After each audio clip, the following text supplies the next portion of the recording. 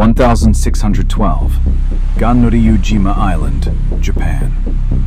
Miyamoto Musashi arrived hours late to the most important duel of his life.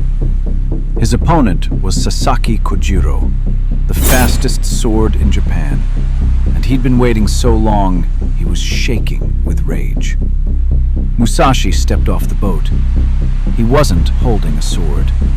He was holding a piece of wood, carved from his own oar on the way over.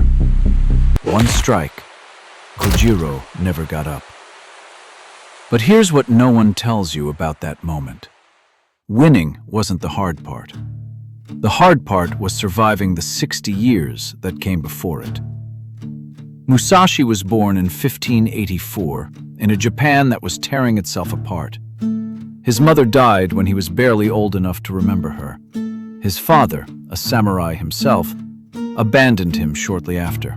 No home, no master, no name that meant anything. He was 13 years old. A traveling warrior came through his village looking for a fight. Most boys would have run.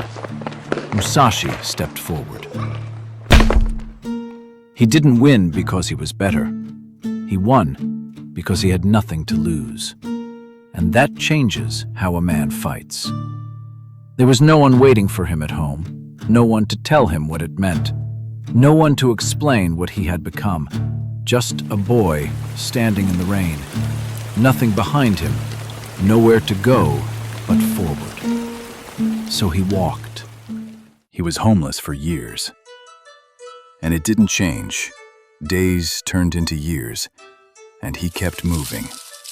But something happens to a man when everything is stripped away. When there's no one left to tell you what to think, you start to see things differently. He watched everything. How water moved around a rock instead of fighting it. How silence before a storm felt different from silence after one. How a man's eyes shift just slightly right before he decides to attack. And slowly, it changed the way he fought. Not harder, quieter. He would enter a duel and simply wait. Let the other man move first. Let fear do the work. Musashi moves once. That was enough. One duel became 10. 10 became 30. 30 became 61. He never lost. But somewhere along the way, winning stopped being enough. The crowds would cheer. He would bow. And when it was over, he walked back into the forest, alone. Always alone. Something unsettled in his eyes, and the question never left him. What is all of this for? By 1612, there was only one question left in Japan. Who was the greatest swordsman alive? Musashi or Kojiro? When it was over, Japan had its answer. He didn't celebrate. He didn't raise his weapon. And in that silence, standing over the one man who could have ended him, he felt nothing he expected. He walked away from that island and never fought again. Not because he was finished, because he finally understood what the fighting was never going to give him. For 30 years he wandered, deeper into silence than any battlefield had ever taken him. And then he stopped. He had no students, no followers, no family. 1643, Reigando Cave, Kyushu, Japan. He had nothing left but time and everything he'd learned inside a lifetime of silence. He began to write.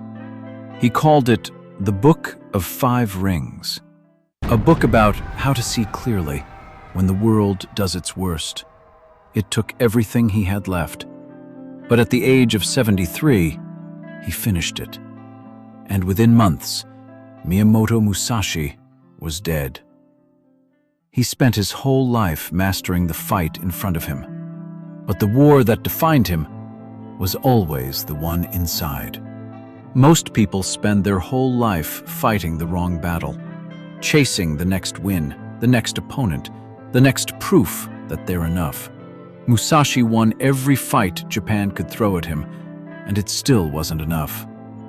Until he stopped fighting outward and started fighting inward.